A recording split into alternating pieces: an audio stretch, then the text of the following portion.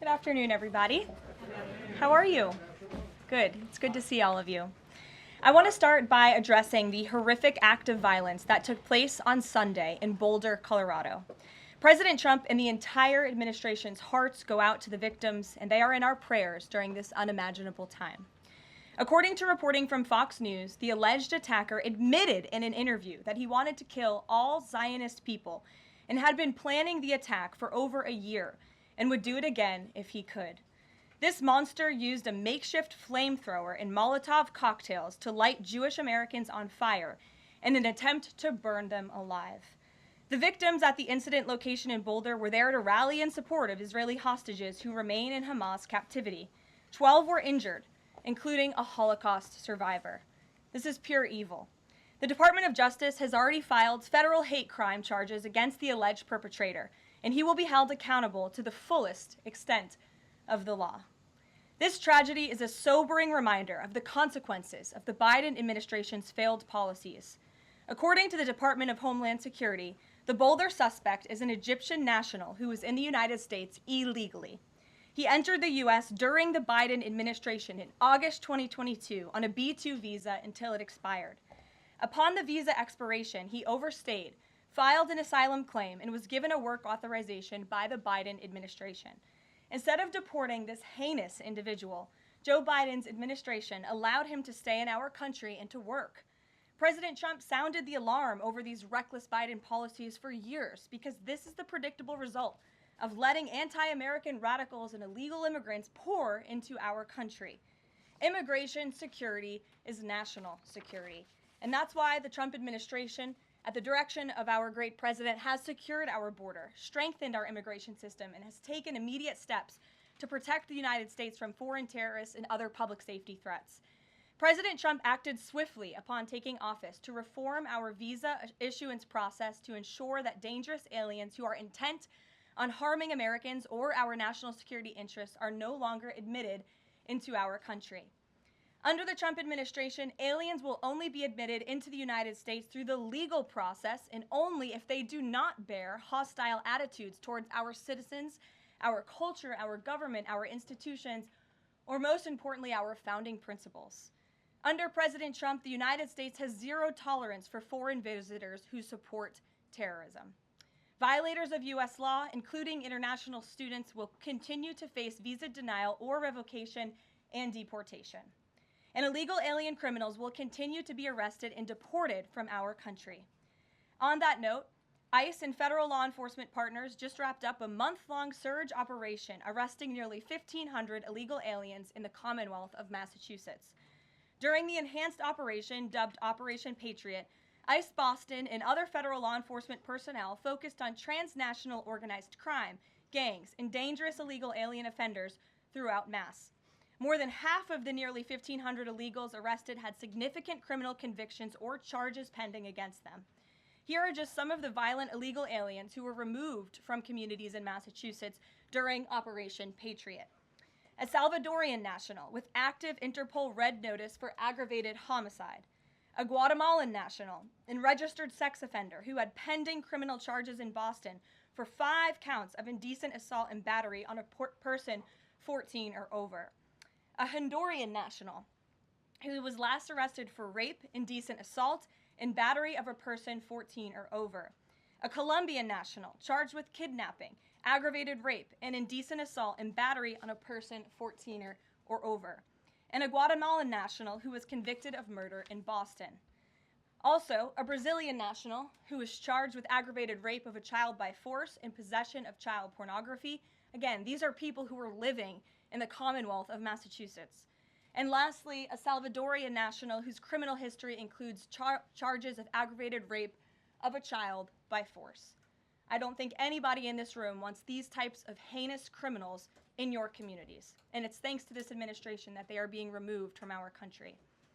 When Democrat-run jurisdictions released violent illegal alien criminals back into communities after making arrests instead of turning them over to federal immigration enforcement like they should, those Democrats are putting law-abiding Americans at risk.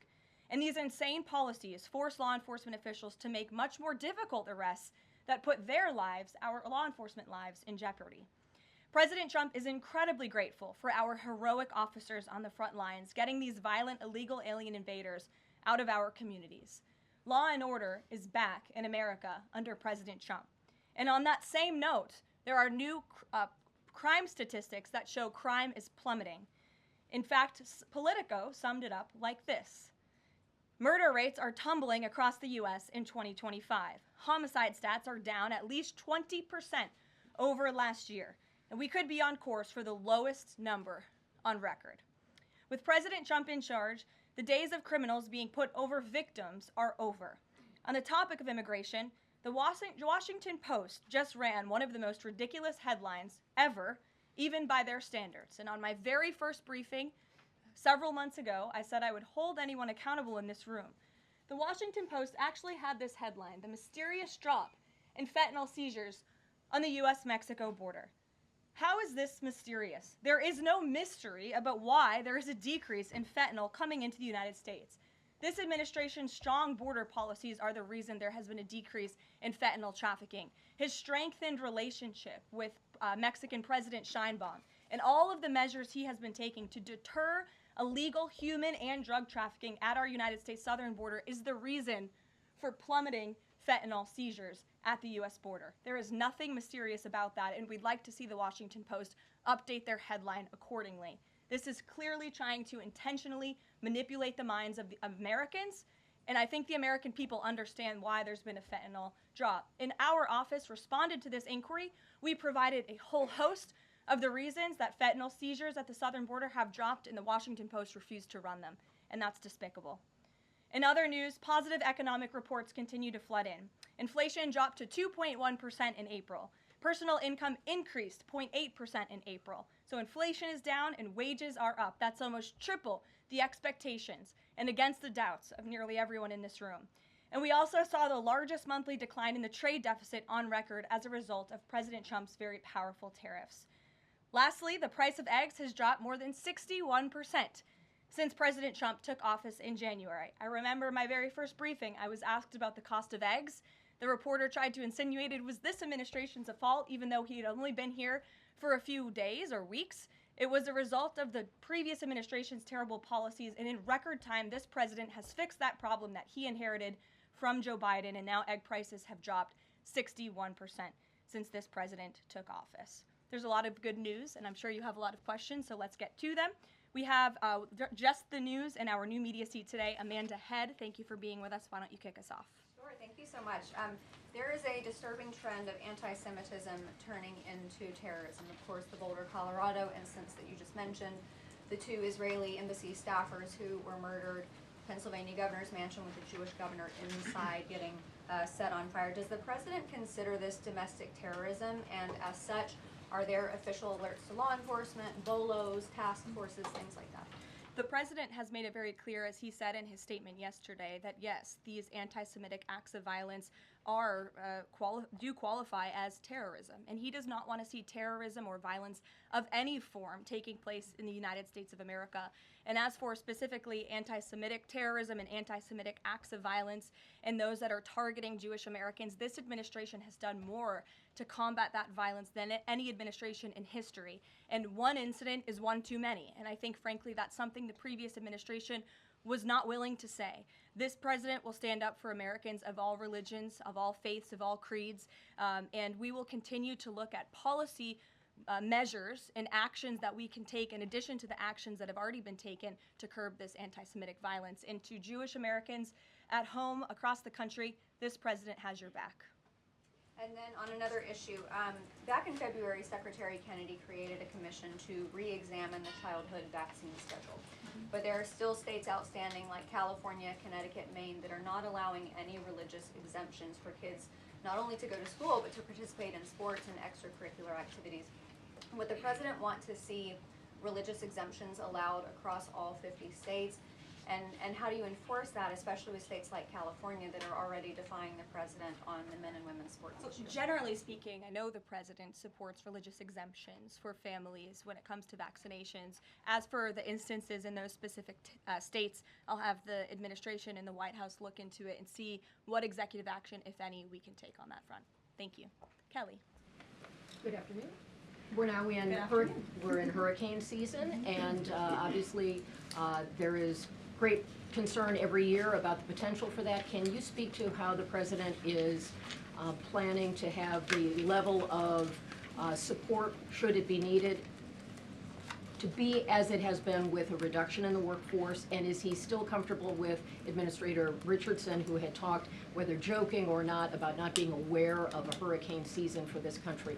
What is the president's level of briefings on what may be required? If you could give us kind of an overall update on that. Sure. Well, of course, we know that we are into hurricane season now, and I know FEMA is taking this seriously, contrary to some of the reporting we have seen based on jokes that were made and leaks from meetings. But Secretary Kristi Noem and the FEMA leadership are all over this. They are committed to ensuring that federal resources and tax dollars are there for Americans in need, and the president continues to review requests for emergency aid and carefully considering them.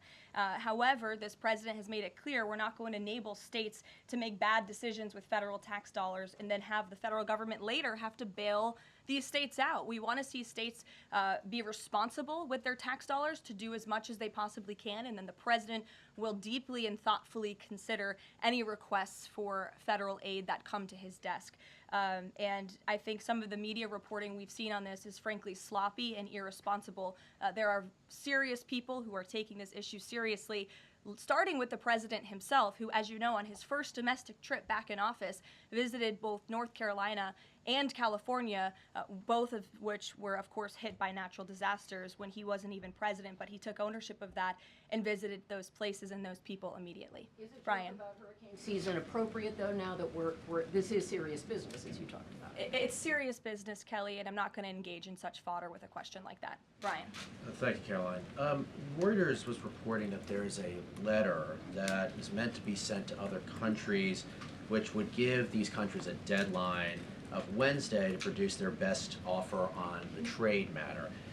Why does the administration feel the need to send this letter? And I have one more follow-up on trade. Sure, I can confirm the merits and the content of the letter. USTR sent this letter to all of our trading partners just to give them a friendly reminder that the deadline is coming up. And they are in talks. Ambassador Greer, Secretary Besant, Secretary Lutnick are in talks with many of our key trading partners around the globe. As you know, Brian, I know the Wall Street Journal has covered this quite heavily. And they continue to be engaged in those discussions. And this letter was simply to remind these countries that the deadline is approaching and the president expects good deals, and we are on track for that, I will emphasize. On the trade side, though, when the deal with the United Kingdom, there was this idea of a reprieve on the auto tariffs. Is the president looking to do another similar deal on the sector-by-sector reduction in tariffs, or is this more going to be deals related to the reciprocal tariffs that were announced months ago? Well, as I've said previously from the podium, and the president has discussed as well, each country has unique advantages, unique challenges to it based on their markets and what they export to us and what we export to them. And so that's why the president smartly advised his trade team to engage in tailor-made deal making. And we saw that with the United Kingdom, and we will see that with other countries as well. Kate. Does the president support the Senate moving forward with a bill imposing heavy sanctions on Russia? Look, the president has spoken about his position on sanctions on Russia. He has smartly kept this as a tool in his toolbox if necessary. But I think the Senate and everyone on Capitol Hill respects the president as the commander-in-chief for a reason. And as you know, Russia and Ukraine engaged in direct talks yesterday. That was at the encouragement of this president when he spoke to both leaders of both countries via phone just a couple of weeks ago. And so I would just like to remind everybody how far we have come in just 4 months. I mean, it was inconceivable last year at this time for Russia and Ukraine to be engaged in direct talks. And it's because of the president's insistence and determination to get this war to an end that these countries sat down yesterday. So he's willing to use sanctions if he needs them, and the Senate and the Capitol Hill understand that the president is the commander-in-chief and he's leading United States foreign policy as he should. And on Iran, the president said that the U.S. would not allow for any uranium enrichment, but the proposal offered to the Iranians reportedly allows for low levels of enrichment. Can you explain that discrepancy? I'm not going to comment on alleged details of the report. We're not going to negotiate through the media out of respect for these ongoing discussions and negotiations that Special Envoy Witkoff is leading. The president made his position very clear on Truth Social last night. In fact, it couldn't be any more clear, and I would reiterate that's his position. Special Envoy Witkoff sent a very detailed and acceptable proposal to the Iranian regime that the president hopes they will accept. And if not, they will face grave consequences, as the president himself has reiterated. Sure. Thanks, Caroline. You're welcome. A couple of things, if I may. Firstly, can you confirm whether or not President Trump is going to be going to the NATO summit in The Hague later this month? I can confirm he will be going to the NATO summit, yes. Great, thanks. And another question on the Netherlands, in fact. Just wondering if you have any reaction to the collapse of the Dutch government there after the anti-EU and anti-Islam leader Geert Wilders, who's been described as a Dutch Trump, pulled out of the government there. I don't have a comment on that, but certainly we should and we will get you one, okay? Thanks. You're welcome. Brett. Thanks, Caroline. I wanted to ask, a couple days ago, the president announced that he was withdrawing the nomination of Jared Isaacman to lead NASA, citing a thorough review of prior associations. I wondered, why did this review happen just now, after the nominee was so far into the process? And can you explain the president's thinking on who he might choose? Look, the president reserves the right to nominate individuals to key administration posts. He also reserves the right to remove those individuals if he chooses, just like he reserves the right to fire anybody in the executive branch that he wants. And so a new replacement for NASA will be announced very soon, as the president himself said. Was there something in particular that came up that caused the president concern with this nomination? The president wants to ensure that all of his nominees are aligned fully with the America First mission of this administration. And again, he will be announcing a replacement very soon. Andrew, go ahead.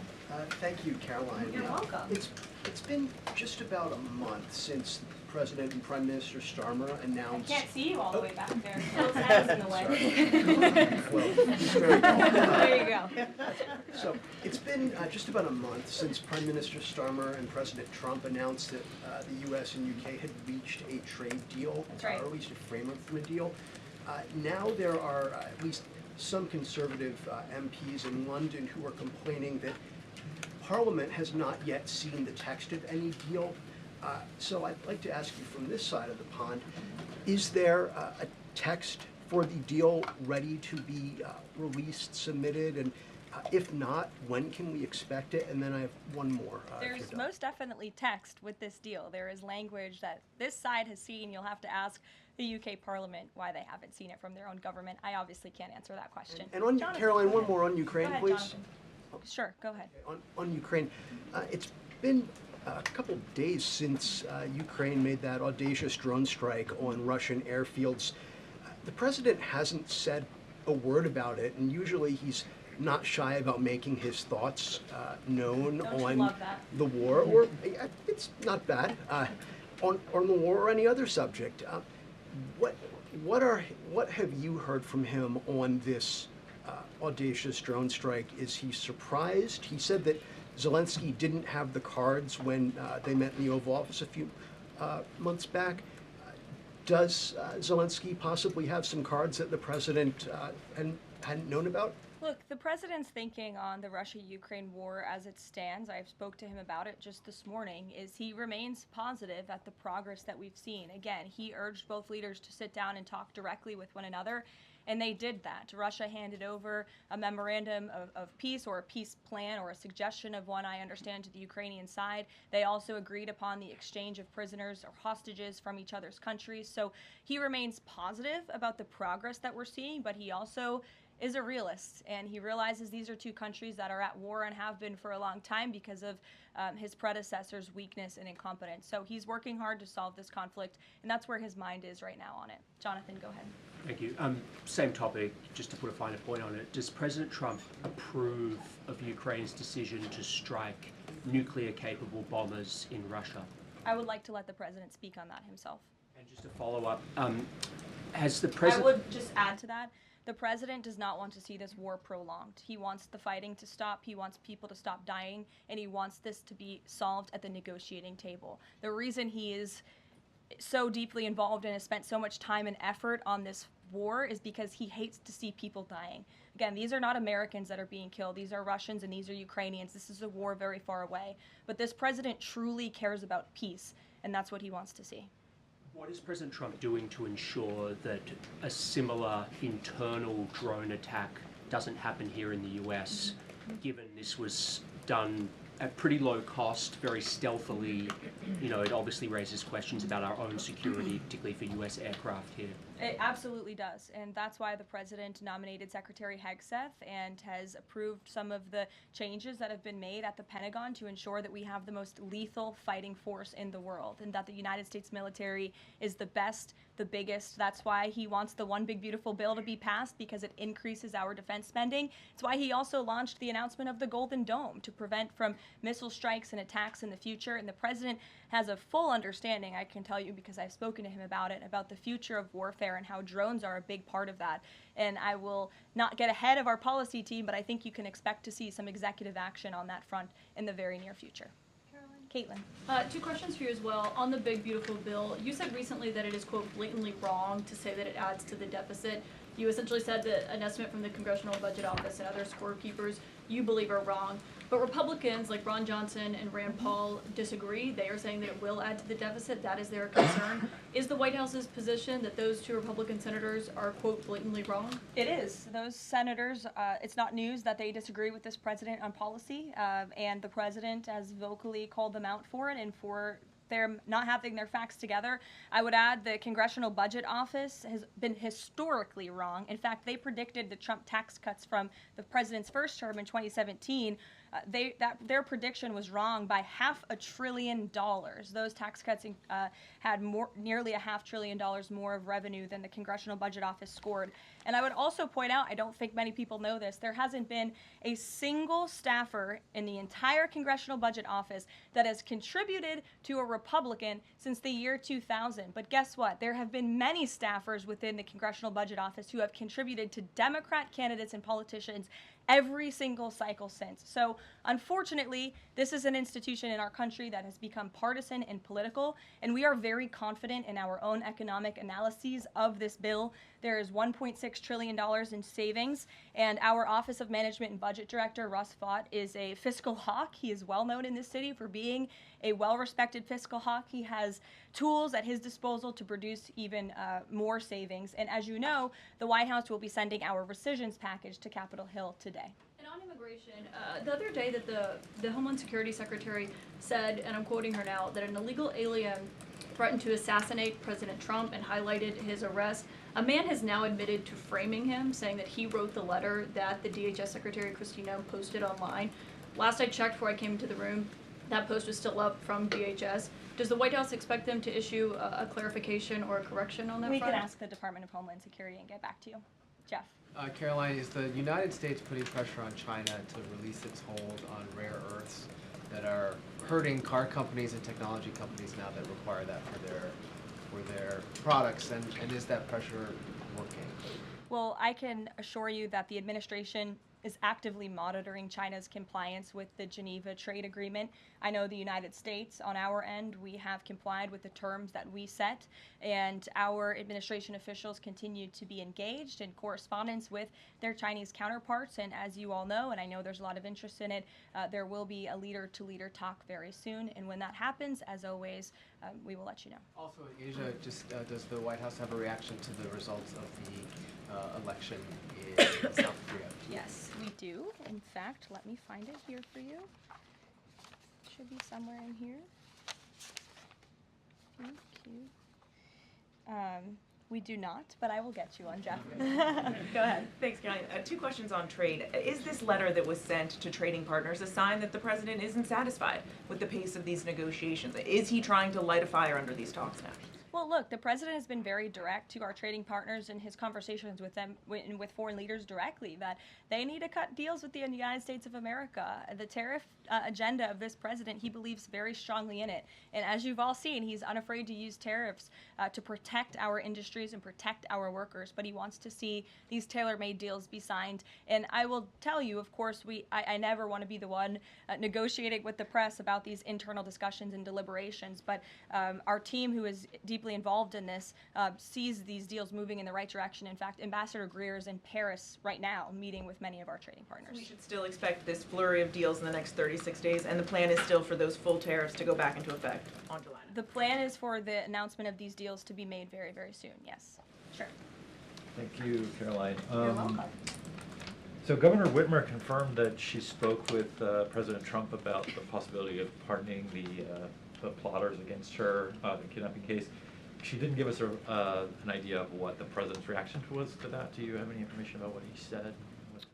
Well, I won't reveal the president's private discussion unless he gives me liberty to, but I will reiterate what he said publicly when he was asked by one of the journalists in this room in the Oval Office a couple of weeks ago about the pardons. He said it's something he would look at, nothing more, nothing less. Haley, go ahead. Thanks, Caroline. And then to Kelly next to you. Thank you. When it comes to the leader-to-leader call with Xi Jinping this week, what is the president's expectation of this call? Is he looking for concrete outcomes out of this, or is he looking to kind of warm relations as these trade talks are ongoing? Well, President Trump and President Xi have shared a respectful relationship throughout the years. And again, I won't get ahead of the president on that call, but as always, after, you'll hear directly from the president or from myself or someone else here at the White House. Kelly. Caroline, thank you. I want to get back to the anti-Semitic behavior that's been going on at college campuses, as well as recently in Boulder, Colorado. The president, as you know, has the White House Faith Office, the Religious Liberty Commission, as well as the Anti-Task Force on anti-Christian bias, which includes anti-Semitism. From a whole of government perspective, and the president has already mentioned how he hates these kinds of acts that have been going on, can these entities and these agencies work together with the president to put out a proactive campaign to help people stop the hate? I think the president himself has been leading on this, Kelly, and has been incredibly clear in his rhetoric that he is not going to tolerate such hate or behavior in the United States of America. And you will see that rhetoric being followed up by action from the Department of Justice, who is seeking to prosecute these cases to the fullest extent of the law. And I know the Attorney General and the FBI Director were very quick to call this what it was, targeted terrorism. And there was some, I think, criticism from the media and well, at least pundits I saw on television saying, are they too quick to jump here? No, they see the facts and they reveal those to the American people, and they're transparent. And I think, frankly, that's a breath of fresh air from what we experienced in the previous administration. Are there programs that they can put in place to campaign against this kind of violence, to actually take the whole approach and say, we want to get ahead of you. If you're thinking it, don't do it. And if you're going to do it, sit down and talk to someone within the Faith Office, within the Religious Liberty Commission, as well as the task force. Yeah, surely. It's a good idea, and I'll pass it along to them. Peter. Thank you, Caroline. When you look at these last-minute Biden pardons, the big ones, Biden siblings, Fauci, January 6th committee. That's right. Most of the big ones have the same very neat signature. We would expect that probably to be the AUTOPEN. There is one that looks different. It looks authentic. In fact, if you look at the last name, it almost looks like the president was having a hard time spelling his last name there. Is this White House of the opinion that the only pardon that would count is one that the president signed himself? It's very interesting. Very interesting props. If you want to bring them to my office later so I can take a closer look, I would like to do that. The president is making a good point when he discusses the usage of the AUTOPEN. Who was running the country for the past 4 years? Perhaps those documents were signed with the AUTOPEN, something that this, I believe the Department of Justice is looking into. As you saw, Ed Martin made an announcement at the Department of Justice this morning to launch an investigation because the American people deserve answers. Is there any concern that this president, who won the election on a promise to fix the economy and close the border, that focusing and scrutinizing these Biden pardons is looking into the past instead of looking forward. I think in comparison to the amount of time this president has spent on securing the border, on fixing our economy, I just read out for you an entire list of economic accomplishments.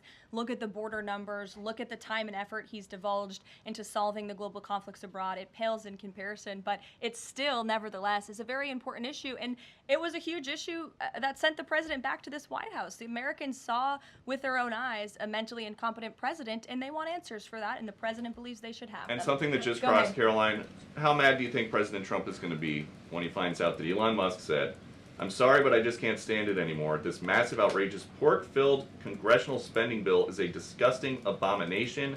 Shame on those who voted for it. You know you did wrong. You know it." Look, the president already knows where Elon Musk stood on this bill. It doesn't change the president's opinion. This is one big, beautiful bill, and he's sticking to it. Tamara. Thank you. The National Security Council was reorganized, or some staffing changes were made the Friday before Memorial Day. I'm hoping you can explain sort of the new structure, what the structure is of the National Security Council, what the goal is in terms of staffing levels. You know, what is the new National Security Council mode? Well, as with everything in this White House, it is a top-down approach. The president is here. He is president. He's not an AUTOPEN like the previous president was. He's very much involved in literally every policy discussion and decision that takes place. And we felt it was best to reorganize the National Security Council to respond to that top-down approach that we have here in this White House, and to streamline the efficiency and the effectiveness of the National Security Council. And I would add that Secretary of State Rubio and now National Security Advisor Rubio is doing a tremendous job at leading the National Security Council. He knows the president. He understands where the president is on these issues. He's great to work with here at the White House. I can tell you that. I appreciate seeing him a lot more in the building. And he and the president and the entire National Security Council, who's made up of great patriots who love this country, are doing a tremendous job on the many conflicts around the world that this administration inherited. Is there a goal staffing level? I'm sorry? Is there a goal for the staffing level, like the number of people who would be in this National Security Look, we Council? just want the National Security Council to be as efficient as possible, and if staffing needs are necessary, I'm sure Secretary Rubio would not mind hiring people if necessary, but again, we've been working with them day in and day out, and they're chugging along and doing great work. Sure. Thank you, Caroline. Two questions, if I can. President Trump got involved himself in presidential election in Poland by supporting a conservative candidate who ultimately won. Yeah. What does it win. mean for the future U.S.-Polish relations? What's likely to change? Well, I believe the president is obviously pleased to see the result of the Polish elections. He met with Karol Nawrocki, if I'm pronouncing that correctly. Yes, Nawrocki. Okay, thank you. I appreciate your insight on that. He met with him at the White House, and he told them, you're going to win because you support common sense. And he supported strong borders in Poland. He supported an end to the woke, radical DEI stuff that we've seen not just here in the United States, but really take over Europe and, frankly, the whole world. He was very outspoken about that. And I was reading the reports about how the Polish people felt about this man, and they felt like he was putting the needs of Poland first. And that's a very refreshing feeling, one that we know very well here in the United States of America. So, as you know, the United States and Poland have always had a very deep and strong relationship, friendship. They're a great ally, and I know the president continues to look forward to working with them. We have one more on Ukrainian drone attack on Russia.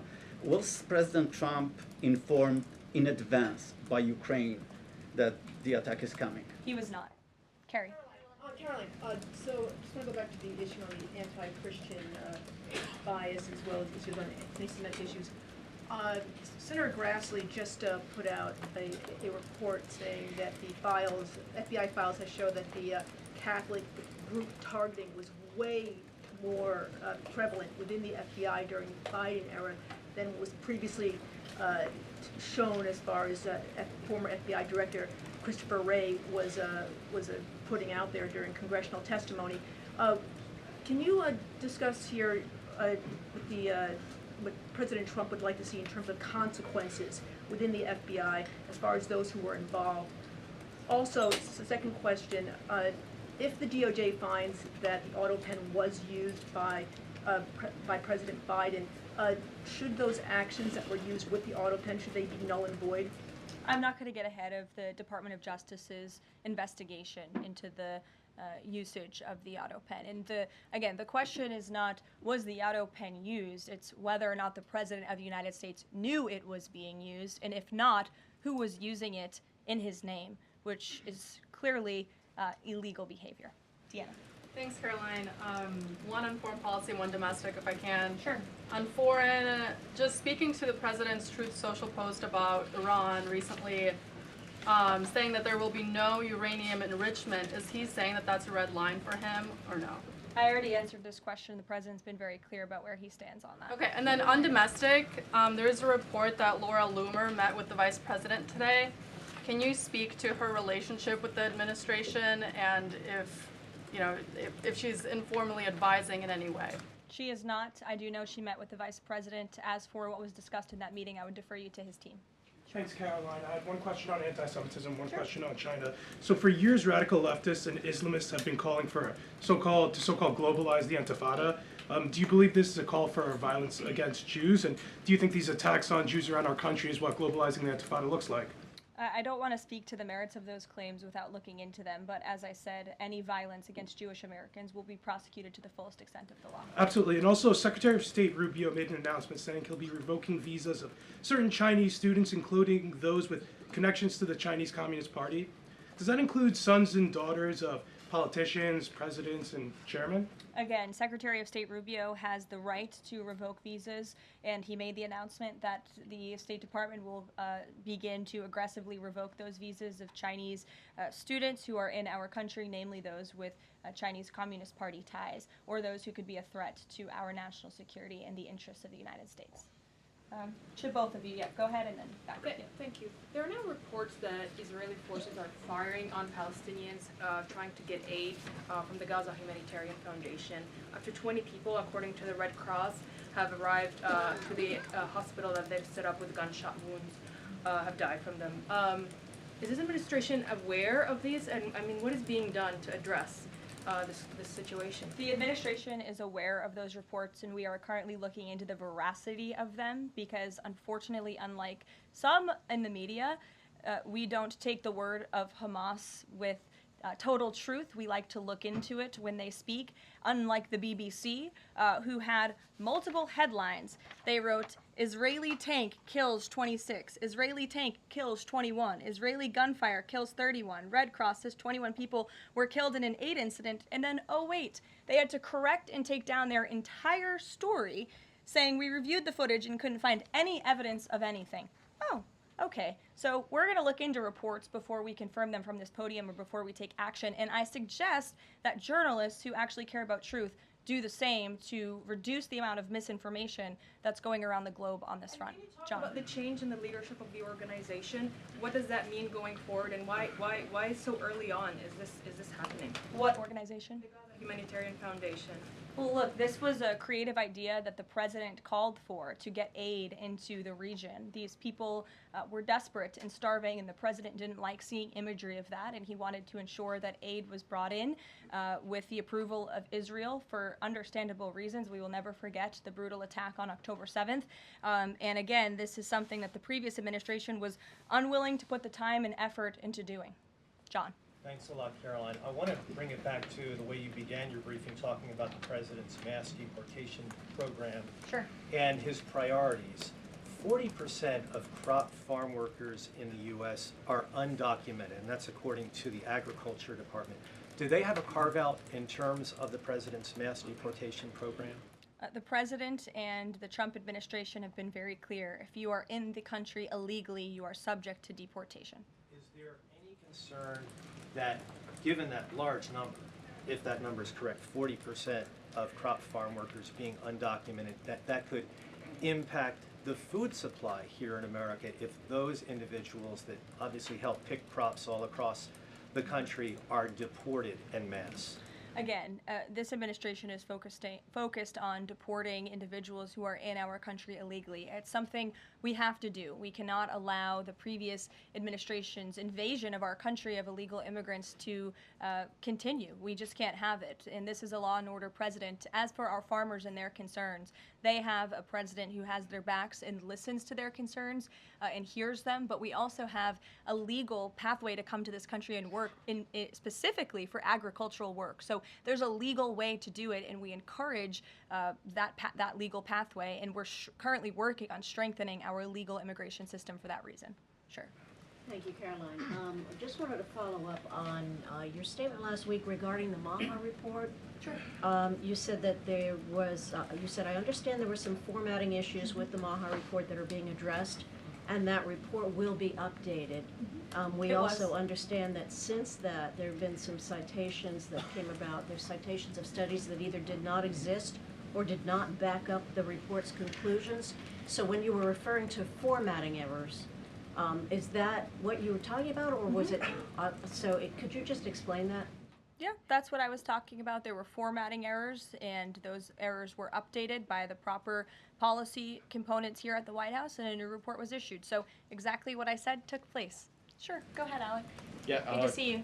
Good to see you. Congresswoman Mary Miller suggested that changing Pride Month to Family Month. I would personally like to see maybe a nuclear family month. Some people are saying, let's get a Veterans Month. Does the president have any plans on making a proclamation, or is it just going to be June this year?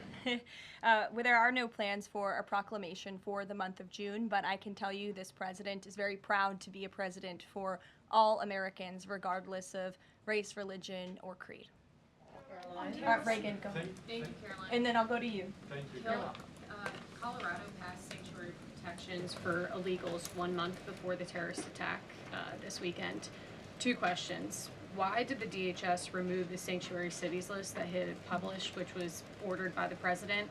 And then what is the administration going to do to further crack down on sanctuary jurisdictions to prevent attacks like what happened in Colorado? Sure. The Department of Homeland Security will be issuing a new list of sanctuary cities, an accurate list of sanctuary cities. As for what we're doing to crack down, the president has signed various executive orders and has directed the Attorney General to prosecute state and local officials who are not complying with federal immigration authorities and, most importantly, federal immigration law. Thanks, Caroline. Thank you, Caroline. Caroline. Thank you very much. Go ahead. So, does the president take calls from foreign leaders on the tariffs on steel and aluminum? Does he still intend to double them tomorrow morning? The president will be signing that executive order today, and steel and aluminum tariffs will be going to 50%, yes. It's going to change, or it's going to be suspended? He made that announcement in Pennsylvania, and he plans to deliver on that promise to Pennsylvanians. And why is he hiking it? And Ed, go ahead. I can answer that, but go ahead, Ed. Oh, yes. Thank you, Caroline. So a Chinese Foreign Ministry spokesperson today said that the U.S. imposed harmful measures like new chip controls and pledging to revoke Chinese student visas. So are the Chinese the victims in this trade back and forth? Look, I don't think anyone is the victim. These are 2 strong countries, and as I said, the president has a good relationship with China's president and leader, and that discussion will take place later this week. And what other authorities is the president looking at for tariffs should the decision in the appeals court not go his direction? Well, right now, his tariffs remain in effect. We spoke at length in my briefing last week about that decision that came down from the International Trade Court, which has been put on pause because the president absolutely does have the authority to implement tariffs and to declare a national emergency for our crippling trade deficit. He could always have the power to use Section 202 or Section 301 as well to impose tariffs if he deems necessary, especially Section 202 tariffs, which are sectoral, as you know, to protect our critical supply chains here at home. Thanks, Caroline. You're welcome. You've got U.S. business leaders begging for certainty. So why did the president suddenly decide to hike tariffs on steel and aluminum again? You also have U.S. business leaders begging to meet with this president and begging to come to the White House to talk to him because they know that he is a negotiator in chief, that he's making good deals on behalf of the American worker and the steel worker, in particular when it comes to the steel and aluminum tariffs, which he discussed in his speech at length at Pennsylvania, and the need for them. And I would just add, I was at that speech on Friday with the president, and there were 2,000 steel workers and their families in the room. many of them wearing their hard hats. I spoke to one backstage who said this is the greatest thing that has happened for that community in Pittsburgh, Pennsylvania in 60 years, because this is a president who doesn't just talk the talk, he walks the walk too, and he's delivering on his promises to bolster our steel and aluminum industries in this country and to protect those jobs. If not for this president, that steel plant in Pittsburgh, Pennsylvania would have closed. Those jobs would have been lost, and the president saved that company, he saved those jobs, and he's saving that community, and that's the intention of the steel tariffs, which he will sign later this afternoon. Thank you very much, everyone. We'll see you later. Friday for she, do we think?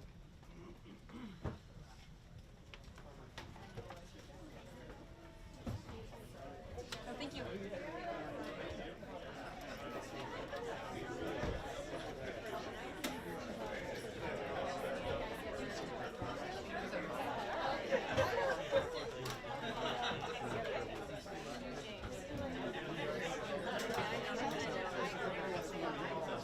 Oh, sorry, you're in that one. Sorry.